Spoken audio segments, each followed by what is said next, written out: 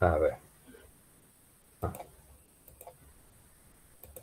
Vamos a ver esto acá. Hoy vamos a ver temperatura. Díganme si cuando ven, ¿sí? ¿Esto lo ven? Mapa de radiación.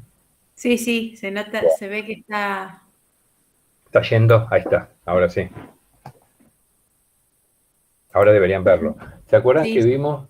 Sí, vimos radiación, energía, ¿sí? Que es energía, temperatura, ¿está bien? Energía era la habilidad para hacer algún tipo de trabajo, y después vimos una medida de calor, ¿sí? Que es un tipo de energía. Después vimos que la temperatura era una medida de esa energía. Después vimos los mecanismos de transferencia radiativa. Estaba la conducción, era por ejemplo con el metal; la convección, que es con movimiento de masa, que es como por ejemplo hirviendo agua en una olla; y la otra, ¿cuál era? Y radiación.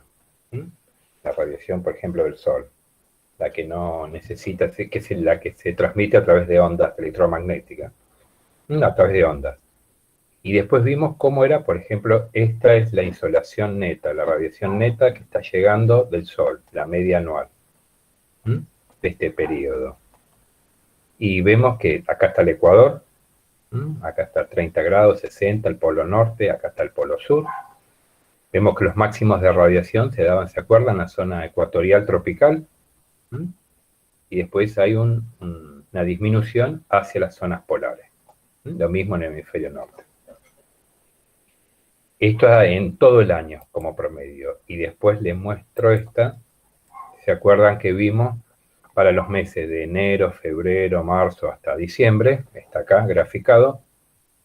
También la radiación entrante que llega del Sol. Y acá está el Ecuador, en donde vemos que durante todos los meses se recibe más o menos la misma radiación en la zona ecuatorial. Y luego, yéndose hacia los polos, vamos hacia el polo sur, en nuestro invierno, en julio, por ejemplo, va disminuyendo la radiación hasta que llegamos a la zona subpolar y polar con radiación nula, ¿sí? La noche polar. Y si caminamos de un polo en el tiempo, nos vamos desde invierno, pasamos la primavera, empieza a recibir más radiación, y el máximo está en el verano, y acá sigue el verano. Esto es para ver que la distribución que hay, todo lo que se recibe en el año, está distribuido de esta manera. Y acá, ¿qué vimos? Vimos que el máximo de radiación en un mes se da en la zona polar, en un mes.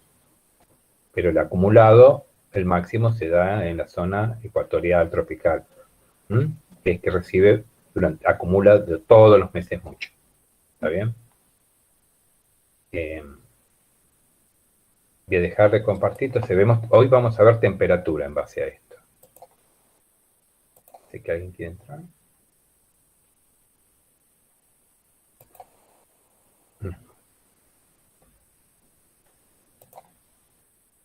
Entonces, con lo antecedente, ¿no? ¿Hay alguna pregunta hasta ahora? ¿O de lo anterior? profe, ¿puede ser que haya dejado de compartir? Y ahora compartir de nuevo. Sí. Sí, Ah, sí, sí, sí. ahí está. Pues el otro era como una introducción del Power anterior. Sí. Le decía que con la idea de radiación, máximos de radiación en la zona, creo que está acá, en la zona tropical, ecuatorial, y una disminución hacia los polos, entonces vamos a ver la distribución de temperatura. ¿Está bien? Pero antes vamos a ver un poco de cómo es la variación de la temperatura con la altura. Esa es la idea, en un día en particular. Entonces la temperatura, ¿se acuerdan que decíamos? La temperatura, que es una medida de energía cinética de las moléculas, y también a nivel atómico, y que es una medida, la temperatura, de esa velocidad promedio de choque de esas partículas. Esperen un segundito.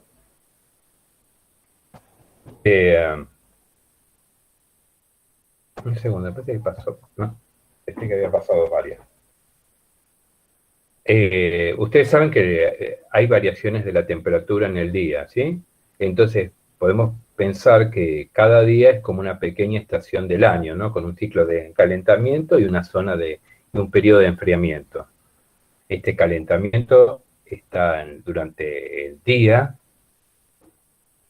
por la entrada de energía ahora vamos a ver, del sol, que calienta el suelo y produce calentamiento del aire, y un enfriamiento durante la noche. Entonces se da una temperatura máxima asociada a este calentamiento y una mínima asociada a este enfriamiento. Como habíamos visto, durante la época de calentamiento, habíamos visto, ¿se acuerdan? Que del proceso de conducción, decíamos que el aire no es buen conductor, entonces el sol no puede calentar el aire directamente, porque es mal conductor. Quien calienta al aire, ¿sí? Es el calentamiento inicial solamente que está afectado, está bien. Quien está calentando es el suelo. Yo pensé que venía ahí. ¿Sí? Profe, ¿sí? ¿Sí? ¿está mostrando alguna diapositiva? Porque acá se lee la que dice climatología, temperatura. Ah, no, pasé más. A ver. Está compartido, eso es lo peor. Ahí se ve una que dice variaciones. Ah, bueno. Entonces, esperen que voy a admitir un compañero o compañera, no vi. ¿Saben qué voy a hacer? Que ustedes ven. Voy a compartir sin presentar, sin poner acá. Ahí lo ven, ¿no? ¿O todavía no? Espero. No me salió cartelito. Avisen ustedes, chicos. Sí, se ve. Dice ¿Sí? Ahí se variaciones ve. diarias. Ahí está. La que antes vi, primero veía en esta. Esa Sí, sola quedó ahí. claro. Lo que le dije es que la temperatura, la temperatura es una medida de energía cinética de no velocidad promedio del movimiento choque de estas moléculas o átomos, y esto es lo que le decía, igual está escrito acá, no muestro ningún gráfico. Cada día es como un calentamiento y enfriamiento. El calentamiento decía que el aire es mal conductor, entonces se calienta desde abajo, ¿sí? Desde el suelo. Ahora lo vamos a ver bien. Estoy viendo, ¿hay algo para mí? ¿Vieron el chat o no? No. Bueno, Sí, no, sí, en el grupo avisaron. en el grupo, por eso. ¿Pero hay alguien que Sí. quiere entrar y no puede? No, eso sobre No, todo, pues por lo demás lo miramos. Está bien, ahora lo miro. Cualquier cosa me avisan si alguien quiere entrar y no pueden, ¿sí? Entonces, a ver lo que ya me quedó, perdón. Durante el día le decía que el aire era mal conductor, entonces el calentamiento inicial solamente afecta el aire que está muy cercano al suelo. Eso le decía, ¿no? Que no calienta directamente el sol al aire, sino que calienta el suelo y suelo luego calienta al aire cercano a él. Después, ¿qué ocurre? Se calienta el suelo, se acumula energía en el suelo por el calentamiento que da el sol, ¿y qué pasa? Se desata el otro proceso que era efectivo en la atmósfera, que es la convección. ¿Se acuerdan que vimos unas burbujas de aire que se iban ascendiendo y luego se mezclaban? Y calienta grandes porciones de aire. Entonces, el aire finalmente se calienta por convección y a altas temperaturas. Entonces, vamos a ver esto. Miren, un segundo que alguien quiere entrar. Sí.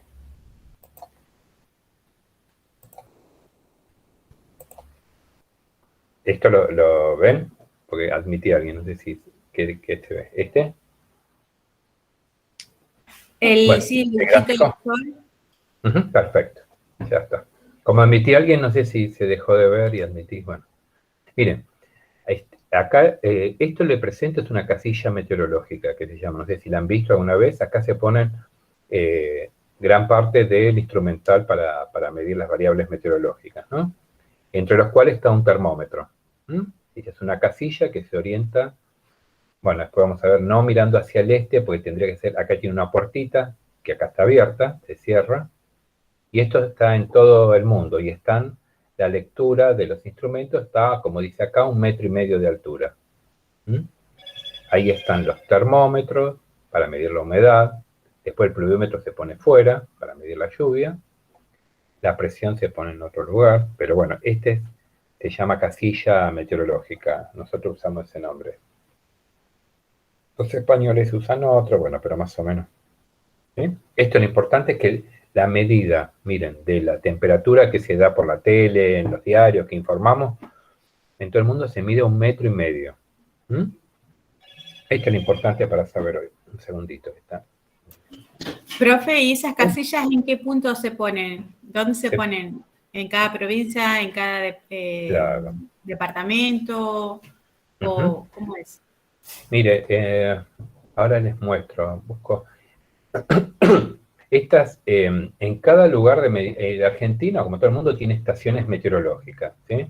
Y en cada estación meteorológica hay una de estas, ¿está bien? Sí. En la mayoría de los lugares donde hay estaciones meteorológicas son en los aeropuertos, aeródromos del país. Entonces podemos mira. saber qué tipo, por ejemplo, los datos que ustedes trabajaron son datos para hacer el climograma, eran datos de, por ejemplo, si era de Corrientes, era el aeropuerto de Corrientes, ¿no?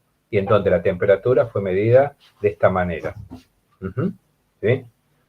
Y después hay, por ejemplo, ustedes ahí en la universidad tenemos una, pero hay una, no sé si se dieron cuenta, no está, hay una estación meteorológica automática que está en el pabellón o en industria, en el techo y abajo hay una. Ahora se está tratando de poner estaciones automáticas. ¿Se dieron cuenta? No, ¿No? la verdad es que nunca supe, no, la verdad es que nunca vi tampoco. Hay gente que no conoce la universidad, pero en el último, no me acuerdo del pabellón, ¿cómo se llama? ¿El 7 es el último? ¿Cerca del estacionamiento? El que está en la esquina, llegando... Sí, el 7. Bueno, el 7. Enfrente, ahí está Industrias. O en el techo, ahí nomás, de la entrada principal del pabellón 7, hacia arriba hay una estación automática que mide las variables meteorológicas. ¿Sí? Y hacia abajo tenían unos paneles solares ellos, o algo por el estilo. Y a veces yo vi que había una estación meteorológica también, medían abajo. Pero bueno, o sea que están los datos que ustedes trabajaron para hacer los climogramas. Profe, y una última pregunta. ¿Por qué las estaciones meteorológicas están en los aeropuertos? Primero, me salgo un poco de historia y se lo hago simplificado. El desarrollo de la meteorología, sobre todo, fue en los últimos, después de la Segunda Guerra Mundial y demás, por seguridad aeronáutica, ¿sí? Entonces hay que tener una previsión del pronóstico meteorológico a nivel mundial, ¿sí? Por la cantidad de vuelos y demás. Las empresas de vuelo, entonces se tiene que medir la atmósfera. Entonces está todo muy ligado al desarrollo aeronáutico, ¿sí?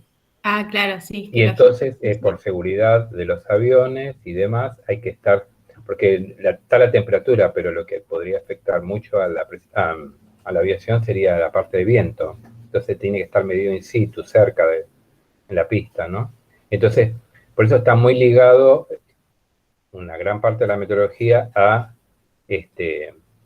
la aviación. Y aparte es un lugar que funciona a las 24 horas, piensen, en líneas generales. ¿Sí? Entonces, por supuesto que se mide en otros lugares, pero a veces tenemos un problema de que no, por ejemplo, se mide en el Instituto Nacional de Tecnología Agropecuaria, en el INTA.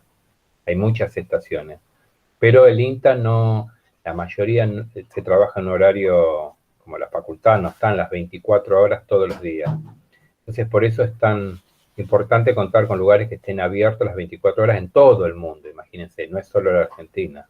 Entonces, un aeropuerto es un lugar que está, y por eso también estuvo muy ligado a la parte, en todo el mundo, no solo en Argentina, la parte militar, ¿no? ¿Por qué digo? Porque hacen guardias, medían, ¿sí? En estos momentos, el Servicio Meteorológico Nacional, les digo simplemente, después del golpe en el 76, pasó de la órbita civil a la órbita militar. Entonces, quienes medían en los últimos 40, 50 años eran los de aeronáutica. Por eso también está muy ligado. Sí, en la época, interesante, sí. En la época lo único que le digo, en la época de Néstor Kirchner volvió a la órbita civil, el servicio meteorológico. ¿Y qué quedó?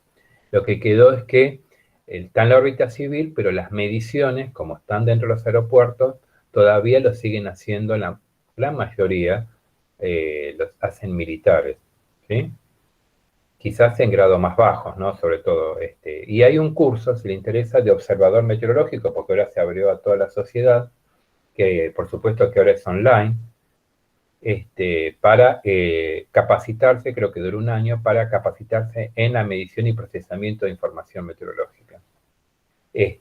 Ahora ya puede haber civiles trabajando, y se hacen turnos de 8 horas, 12 horas de medición, y imagínense que hay que tener cobertura pues, en todo el país, ¿no? Para medir. Y faltan estaciones. Pero bueno, se está también tratando de reemplazar por estaciones automáticas. ¿Sí? Bueno, si quieren después seguimos. Pero miren, lo que les quería decir era que sea automática o sea manual, como en este caso, el sensor de humedad, en este caso el termómetro, ¿sí? O un sensor en una automática tiene que estar a 1,5 metros de altura. ¿Sí? ¿Qué pasa? Cuando yo mido la temperatura, este es el perfil de la temperatura en un día soleado, cálido, porque acá mide 50 grados ahí en superficie, y esto es cómo varía en la variación en un día cálido, en verano, de la temperatura con la altura. ¿Está bien? Pero miren la variación que hay. Yo estoy siempre midiendo acá, a 1,5 metros, y está dando 35 grados, y es un día de calor para nosotros, para Buenos Aires. Pero miren cuánto puede estar en superficie, 50 grados. Hay una variación de 15 grados, ¿sí? Esto es para que tengan en cuenta en un verano que dicen, sí, hace 30 grados. Sí, hace 30, pero hará 40 en superficie. ¿Mm? O más. Entonces, miren lo que dice acá. En un día soleado, con aire en calma, sin viento, el aire seco a la superficie puede ser mucho más caliente que el aire que está a 1,5 metros de altura sobre la superficie. ¿Está bien? Esto es para que sepan cómo es la variación de la temperatura con la altura. ¿Por qué es esto? O sea, lo que les dije antes. El aire se está calentando de abajo hacia arriba, porque no se puede calentar por el sol porque es mal conductor, vuelvo de nuevo sobre lo mismo.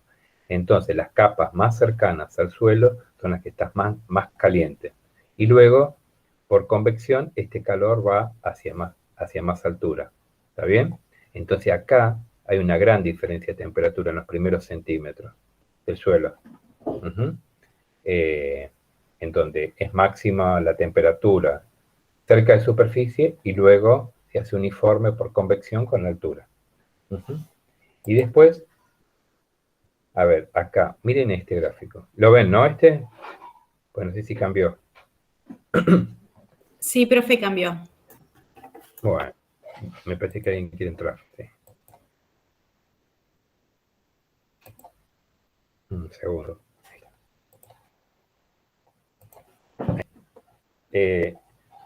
Acá está la variación que recién... Ahora sí. Acá está la variación. Esta es una variación de temperatura en un día, con la temperatura mínima a la mañana y la máxima hacia la mediodía tarde. Y después, ¿qué tenemos? Miren, acá está marcado el horario de salida del sol y hacia la tardecita. Y acá abajo está, miren, esta es la radiación que llega del sol en un día y esta es la radiación que está emitiendo la Tierra en azul. Entonces, miren, cuando sale el sol vamos a ver la parte de radiación solar. Empieza a recibir radiación solar, se hace un máximo hacia el mediodía y luego hay un mínimo en cuando se oculta el sol, al atardecer, anochecer. ¿Está bien esta parte? Sería la parte, yo le digo naranja, no sé ustedes cómo la ven. Es esta es la radiación que te llega al sol. Esta es la radiación de la Tierra, la azul, esta que está acá, en donde está desplazado el máximo de radiación del máximo del suelo porque es el tiempo que tarda el suelo en calentarse con este máximo de radiación, no se calienta inmediatamente, tiene como un retardo el suelo, no responde inmediatamente, sino que responde 2-3 horas atrasado. ¿Sí? Entonces, con estas dos componentes, el aire responde. ¿Cómo responde? De esta manera. El mínimo de radiación, ¿cuándo se da? Se da antes de la salida del sol, porque es cuando está emitiendo la Tierra, tiene un mínimo, o sea, es más frío, entre comillas, menos recibe el aire cercano, perdón, y luego se comienza a recibir la radiación solar. Entonces acá hay un mínimo de radiación y se da el mínimo de temperatura. Esa es la salida del sol, en líneas generales. ¿Está bien? ¿Se entendió por qué se da el mínimo de temperatura? Sí, profe. Bueno. Yo quería hacer una Sí, por favor. En la filmina anterior. Veo que usted dijo que el calor en superficie es más alto que acá. Más arriba. Y se me vino a la mente, ¿veo cuando usted va por la ruta que ve así, y cuando el sol está pleno, que ve como si fuera vaporcito a lo lejos, pero no es vapor, ¿será que es el calor que irradia el asfalto? Bueno, sí, pero lo que vos ves, capaz decís, ¿cómo se llama? Es un efecto óptico, lo que vos decís que ves hacia adelante. Sí. Podés ver vapor del suelo, eso es una. Sí. Pero eso que decís es un efecto óptico. Después te digo cómo se llama. Pero no tiene nada que ver con la temperatura en... Sí, tendría que ver, pero no es algo que vos te parece que a todos nos parece. Ahora después, en el corte te lo busco y te digo. Pero, me acordé, sí, pero estaba pensando en otro... Sí. Bueno, digamos. me estoy acordando cómo se llama. Bueno, después te digo. No me estoy acordando. Si está relacionado con la temperatura, se da más cuando hay temperaturas altas, lo que vos estás diciendo. Así que debe estar fuerte cuando ocurre alta temperatura. ¿Sí? Después te lo busco y te digo. ¿Está bien? ¿Y cuándo se da la temperatura máxima? Se da alrededor de las 3 de la tarde, más o menos. ¿Sí? En verano o en... Uno sí, la temperatura en condiciones ideales, sin el pasaje de un frente frío a un frente caliente, ¿no? Se da el máximo calentamiento al mediodía, o sea, máximo calentamiento, máxima, no es máximo, sí, máximo calentamiento que se recibe del sol, ¿sí? Pero como es si sería buen conductor, acá se daría la máxima de la temperatura. Pero como el aire es mal conductor, se da cuando se da el máximo de temperatura, pero del suelo. Y entonces se da alrededor de las 3 de la tarde, el máximo de temperatura. Es esto que está acá, ¿sí?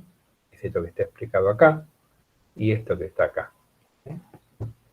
A ver, leo esto nomás. Dice, la temperatura mínima ocurre, esta de acá, cuando cambia de signo el balance de energía. Este es el momento que se empieza a recibir energía de onda corta, que es la del Sol, que es la de onda larga que emite. Perfecto, era lo que le había dicho. ¿Sí?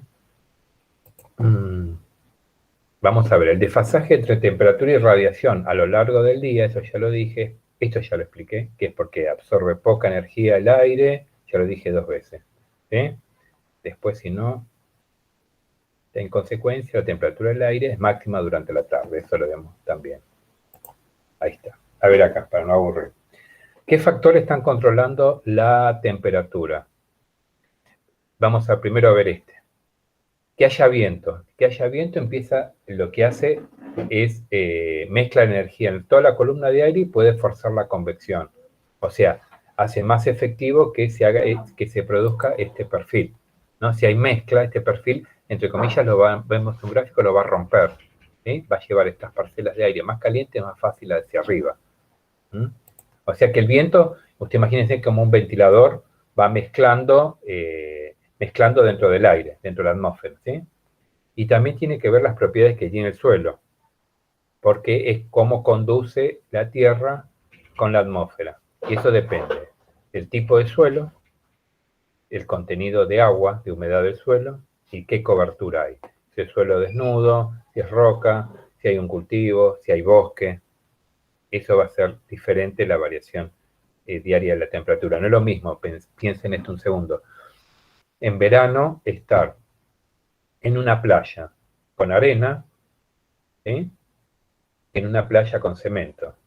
En la playa de cemento se calienta muchísimo, en playa de estacionamiento, se calienta muchísimo más que la arena, ¿sí?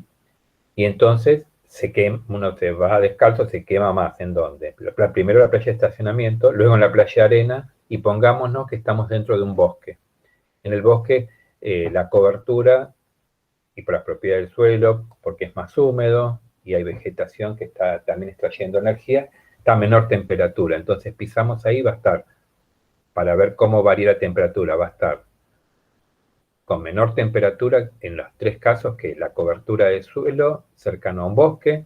Si yo hago la medición de temperatura 1,5 metros, va a ser la temperatura más baja en un bosque, después va a estar la de la playa, con arena, y después va a estar con temperaturas más altas un lugar cubierto de cemento. ¿Se entendió? ¿Cómo puede entrar en juego todo esto?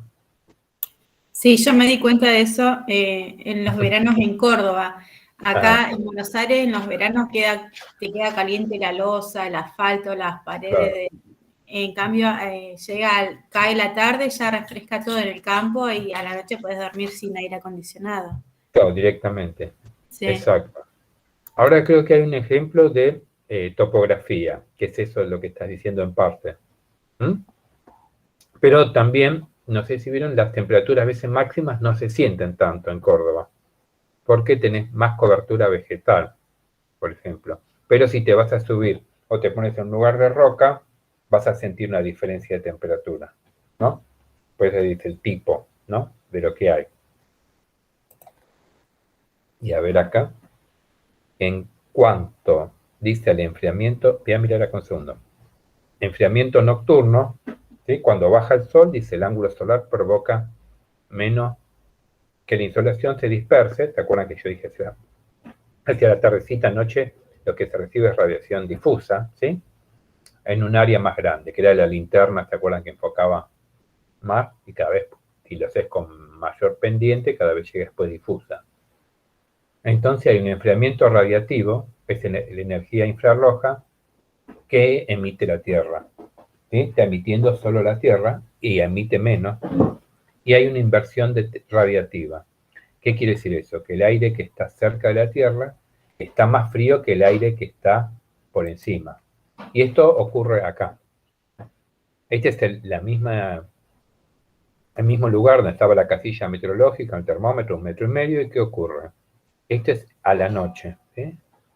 Tenemos el aire, este es el aire con la altura, y ocurre lo inverso, lo contrario que se da de día. Te da aire más frío, cercano a superficie, y aire más caliente, que está en altura. ¿Por qué? Porque durante la noche se enfría el suelo más que el aire cercano, porque está emitiendo y pierde más calor, y ese calor lo está emitiendo hacia arriba el suelo. Entonces se enfría, llegamos hacia la medianoche, más de la medianoche de la madrugada, en donde está más fría la superficie y más alta la temperatura en altura, a 1,5 metros, 2, 3 metros. Piensen en esto, ¿se acuerdan? Hay una definición de helada que es cuando la temperatura está por debajo de 0 grados, se puede formar helada. ¿Sí? Helada sobre los cultivos. ¿Sí? Helada blanca, por ejemplo. Hay una helada blanca y una helada negra. Pero la helada blanca es la que se forma sobre el pasto, sobre los cultivos. Y es cuando la temperatura está por debajo de 0. Y hay humedad suficiente y demás. Pero miren, acá yo puedo medir que está a 4 grados, pero en realidad si yo tengo una plantita que está en superficie ya está a 0 grados. Entonces uno dice, no llegó a 0, pero se formó escarcho, se formó helada. Y bueno, porque en superficie hay una variación de 2 a 4 grados. Eso es para tenerlo en cuenta. ¿Se entendió? Entonces este es el perfil de temperatura a la noche. Entonces, resumiendo, voy a buscar acá. Acá está el perfil de temperatura durante un día, en donde se calentó la superficie, entonces está más caliente la superficie que el aire. El aire, ¿se acuerdan que era mal conductor? Entonces te da esta variación de temperatura, más caliente en superficie y menos caliente en altura. Y durante la noche ocurre lo contrario. Está más frío el suelo y el aire cercano, y aumenta con la altura, la temperatura. Ve que acá está aumentando de 0 a 4 grados. ¿Está bien? Sí, sí. Bueno, miren lo que está acá. Esta inversión radiativa que se dice, porque es más frío abajo, produce que temperaturas nocturnas muy bajas cuando es favorecida.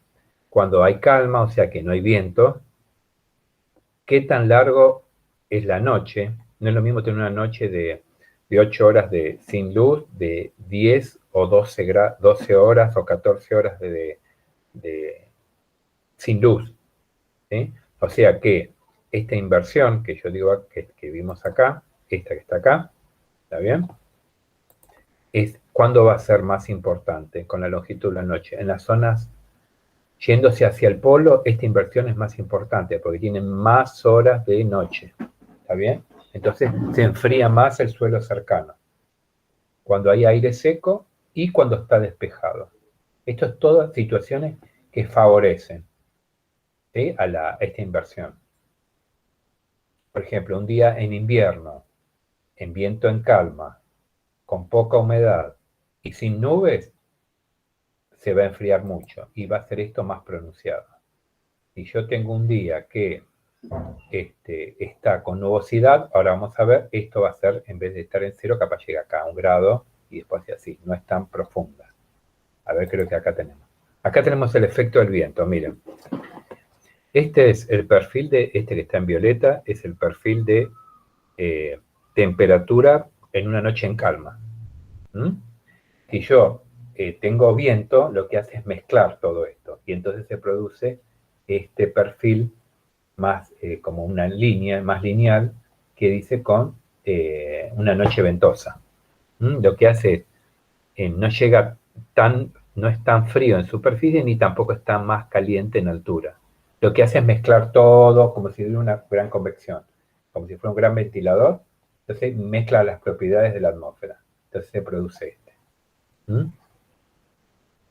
Y acá, esperen un segundito. Mejor le muestro este un segundo. Este es el efecto de la nubosidad, ¿sí? Este es un día despejado, ¿sí? Y esta es cuando está emitiendo sin nube, ¿sí? Ahora, cuando esta es una noche que está nublada, que era el caso que decía ahí, entonces que hay una emisión de las nubes hacia el suelo, y entonces va a ser la noche más caliente. Entonces la inversión no va a ser tan importante. Por eso agarro esta. Y a ver, vuelvo acá. Miren esta. Esta es, me acordé recién cuando la compañera decía de Córdoba, o esto pasa también en zonas más montañosas, más importante. Durante la noche, acá tenemos el valle, la parte baja, y acá tenemos, ¿no?, la cima de la montaña y la otra, ¿no? Acá tenemos un valle. ¿Por qué es más fresco a la noche en las zonas de valle? Porque el aire se enfría toda la superficie, ¿no? Pero el aire, cuando está más frío, está más denso, más pesado. Y lo que hace un aire que está más frío en esta zona, en la pendiente, ¿qué hace? Por gravedad baja, ¿no? Baja de esta zona, baja y llega hasta esta zona. Entonces acá hay, durante la noche, durante la madrugada, hay una acumulación de aire más frío y más denso. Entonces por eso también refresca a la noche en zonas con topografía, en zonas de sierra y más importante en zonas de montaña. Por eso si uno va en verano, decías en Córdoba, en otro lugar, está este efecto de por qué son más frescas y uno necesita quizás utilizar, si es que no puede, split, sino con un ventilador o sin eso está mucho más fresco. Porque hay aire más frío y es más denso y desciende por la pendiente, desciende hasta donde está el valle. Sobre todo va a estar más frío si está uno ubicado en un valle. Si está en una zona más alta, no va a ser tan frío. ¿Está bien? Y entonces está el perfil de temperatura, es este que está acá marcado, ¿sí? En rojo, ¿sí? Más frío en superficie y después esta vueltita. ¿Por qué está puesto esto? Miren lo que dice acá. Noches frías y claras, dice el asentamiento de aire frío en los valles, eso que recién expliqué que está acá, los hace más frío que las laderas circundantes. Está más frío que acá y que acá. La región ubicada a lo largo de la colina, esta de acá y esta de acá, está marcada, van a ver, donde la temperatura puede estar por encima del 0 grado, se conoce como cinturón térmico. O sea, si esta zona está por encima de 0 grado, esta zona se llama cinturón térmico. Y acá hay temperaturas por debajo de 0 grado. Tengan en cuenta esto cuando en algunos lugares donde algunos cultivos necesitan mucho frío, no habría que poner, por ejemplo, la cereza necesita frío en la zona, no sé si fueron a la Patagonia, en zonas donde se produce cereza, se ubica el fruto, se tiene que ubicar en zonas en zonas más frías, no en las colinas, porque no se da las horas de frío que necesita. ¿Mm? O sea, que si, de noche, lo concreto es que si uno está en el valle y empieza a ascender, empieza a subir la temperatura durante la noche. ¿Mm? Y es porque el aire frío está más denso acá abajo. Y esta es una distribución, como dice, idealizada de temperatura durante todo un día. Empezamos acá. Acá son las 5 de la mañana, yo agarro esta de acá, el azul. Te da la inversión de temperatura con aire, temperaturas más frías en superficie y más altas en altura. Estos son las 6 de la mañana, cuando comienza a salir el sol. ¿Sí? Estas son las 10 de la mañana, ya hay un calentamiento en el suelo. Este es el mediodía, este que está acá en naranjita. Y el más extremo que hay, es el de las 3 de la tarde. Es este naranja, donde está mucho más caliente en superficie y no tanto en altura. Entonces, acá tenemos todos los perfiles de temperatura miren esto que dice acá, en una ciudad en latitudes medias durante el verano, condiciones de calma y cielo despejado. Esto es para ver una situación que se da, pero que es idealizada. ¿Se acuerdan que si hay viento, esto se hace todo más lineal, no hay tanta diferencia, pero bueno, está bueno este gráfico para entender cómo es y después a partir de se modifica.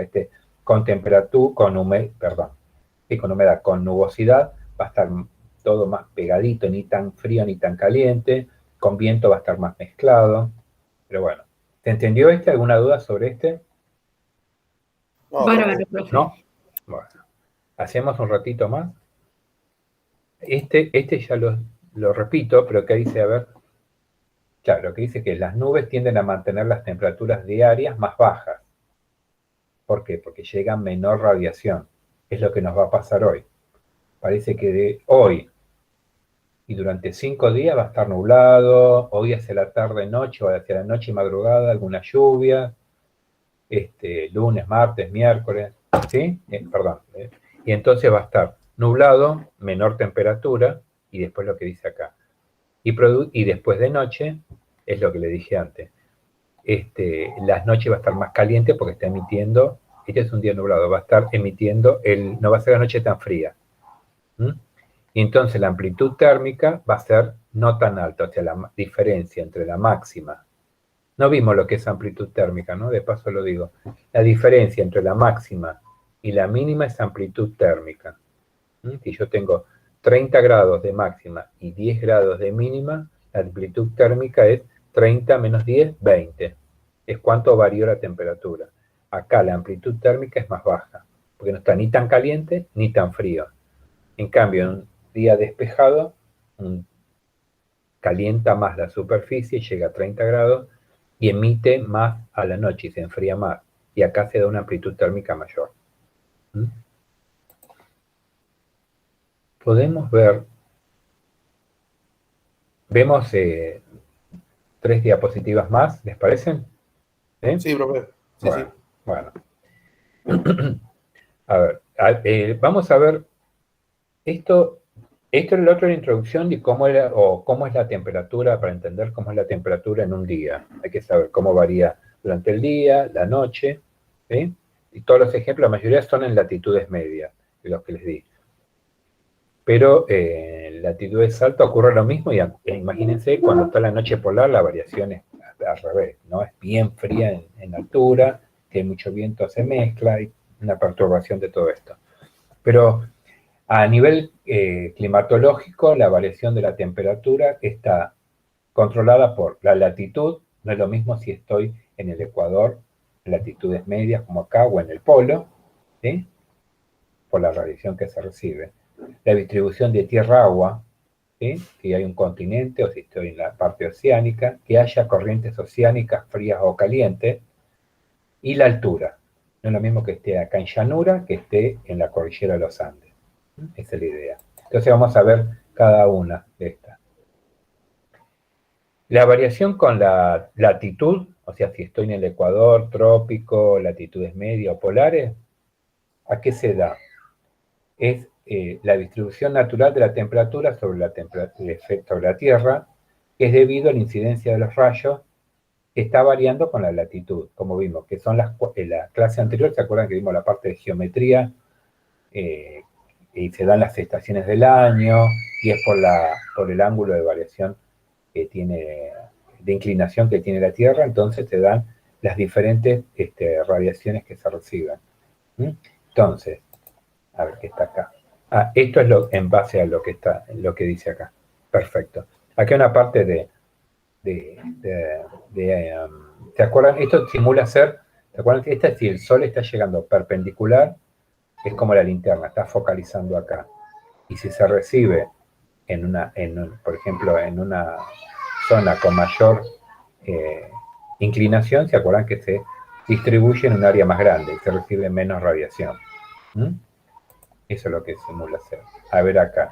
Según los tipos de superficie, dice, distribución de continentes y océanos produce un efecto muy importante en la variación de la temperatura. Y esto debido a que es diferente la capacidad de absorción, cuánto absorbe y cuánto emite la Tierra y el agua. El agua tiene una capacidad calorífica alta, ¿sí? Y emite poco, entonces está captando mucha energía. Ahora lo vemos. Las variaciones de temperatura, entonces, experimentan amplitudes menores que que la Tierra. Eso pasa en el agua. A ver qué dice acá.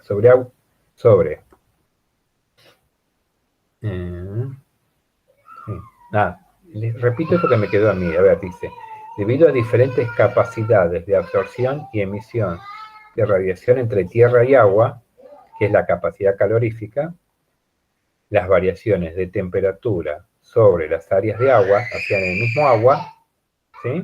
Experimentan menores amplitudes que las sólidas, que es la Tierra. Esto que la capacidad calorífica del suelo no es lo mismo que la capacidad calorífica del agua.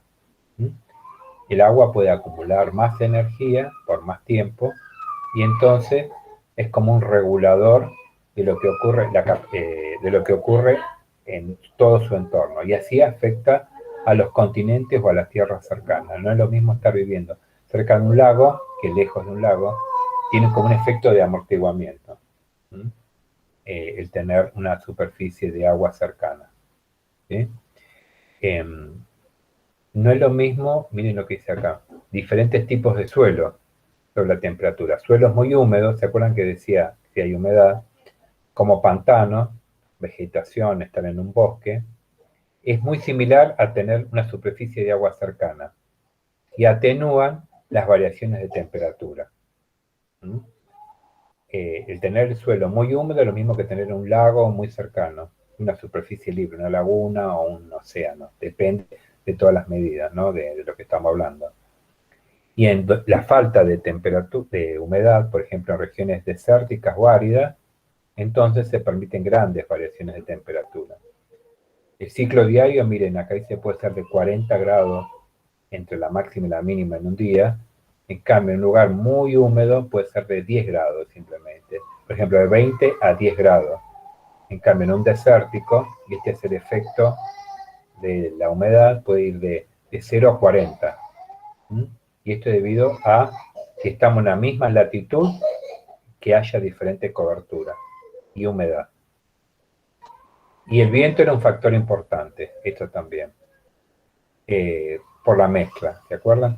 Y si los vientos proceden de zona oceánica, la amplitud es más pequeña, porque le está aportando humedad, ¿está bien? Y si vienen de regiones continentales, hay cambios más importantes por la falta de humedad. Y luego variaciones con la altura, ¿está bien? ¿Cómo disminuye la temperatura? No es la misma que estoy en la base de esta montaña o si estoy en la cima. El gradiente, lo que varía la temperatura en promedio, es de 6 grados, disminuye 6,5 grados, 6 grados y medio cada 1000 metros, por cada kilómetro.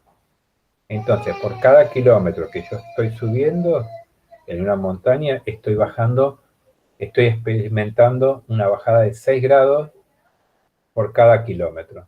¿Está bien? Entonces es importante si una ciudad está ubicada en esta zona o está ubicada acá. Esto es lo que está, la disminución, lo mismo, la disminución vertical promedio, ¿sí? La troposfera en la parte baja es de 6,5 grados por cada kilómetro. Es lo que le decía antes. Sube. Y acá les propongo ver podemos ver dos gráficos y paramos un segundito. Hasta acá vemos, hasta el 24. Miren acá está la variación. Vamos a ver el efecto de latitud, ¿sí? Esta es la temperatura de promedio para todo el mundo, ¿sí? En enero, ¿sí? Esta es la zona, ecuatorial, tropical, ¿sí? Donde están las mayores temperaturas y varía hacia los polos. En enero que estamos, nuestro verano, entonces se dan temperaturas más altas, ven que son estas celestitas. En cambio, en el hemisferio norte, está en invierno y tiene valores de, según acá, menos 20, menos 25 grados. ¿Está bien? Esto es casi en superficie, la temperatura. Entonces ven que hay una variación en la latitud. Una zona ecuatorial, tropical, yendo hacia los polos. Y esta es la variación en nuestro invierno, en julio. Por supuesto, ahora estamos en nuestro invierno, acá tenemos temperaturas más frías y tenemos una variación con la latitud hasta llegar al Ecuador, y lo mismo ahora está en el invierno, en el verano, perdón, del hemisferio norte, en donde comienza a disminuir la temperatura, pero como está en verano, disminuye más gradualmente. ¿Está bien? Y acá hay una zona más caliente que debido a los desiertos y demás. Entonces esta es la variación de temperatura que se da por la latitud y es por la radiación que se recibe del sol. Les puse el ejemplo acá de enero y de julio. ¿Está bien? Acá dice notar temperatura. ¿Está bien? Yo creo que eso lo vieron en geografía física. Dicen, miren, tiene una dirección este-oeste. O sea que están así. Las líneas de igual temperatura son este-oeste. Este es igual temperatura, entonces tendría que unirlo así. Va de este a oeste, no va de norte a sur. ¿Está bien? Y muestra una disminución de la temperatura de los trópicos hacia los polos. Eso ya lo vimos. Hay un desplazamiento en latitudes, en temperaturas causadas por la migración. Está bien, esto es lo que vimos. Las temperaturas más frías, un segundo, ¿alguien quiere entrar? Bien.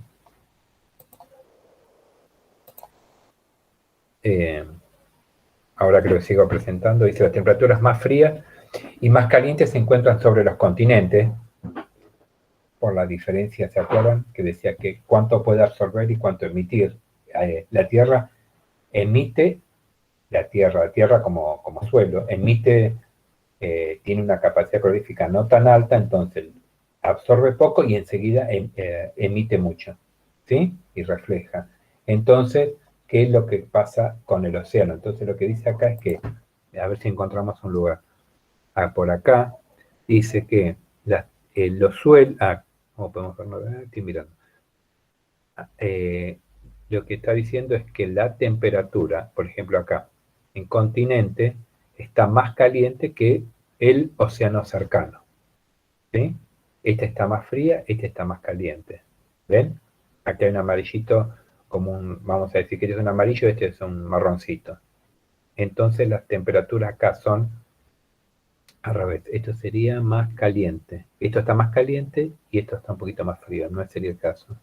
Habría que encontrar un lugar que en continente esté un poco más caliente, como acá. Más caliente y acá más frío. ¿Sí? Más caliente, más frío. O acá. Más caliente y acá un poquito más frío. ¿sí? Más naranjita y acá un poquito más amarillito. ¿Mm? Y dice que las isotermas son más regulares en el hemisferio sur, por eso fui a buscar el hemisferio norte, donde hay poca tierra. ¿Esto qué quiere decir? Que la perturbación que tiene el campo de temperatura es, en nuestro hemisferio, es menos perturbado porque hay poco continente. ¿Mm? Ven que acá casi, en el sur, en nuestra Patagonia, casi si uno lo mira desde afuera, ¿no? Todo esto está sacado con reanálisis, con información satelital de modelación, ven que las isotermas son casi poco perturbadas. En cambio acá todo el hemisferio está perturbado, el hemisferio norte, por los continentes. A veces para algunos modelos nosotros somos como una discontinuidad dentro del océano. Por ejemplo, el hemisferio sur, o la parte esta. Somos una pared, que es los Andes, y después nada más. Pero ven que está poco perturbado. Y las corrientes oceánicas cálidas curvan hacia isotermas, mientras que las frías van hacia el ecuador. Podemos ver, miren, acá está una corriente fría, la de Humboldt, por esta parte, la parte occidental de América del Sur, ¿sí? Por Chile. Ven como temperaturas más frías, más verdes, se están metiendo hacia el ecuador. Este es el efecto de la corriente, una corriente oceánica. Y acá estaría la corriente cálida de Brasil, ven que está bajando como valores más amarillitos, más naranjas, acá, hasta Malvinas.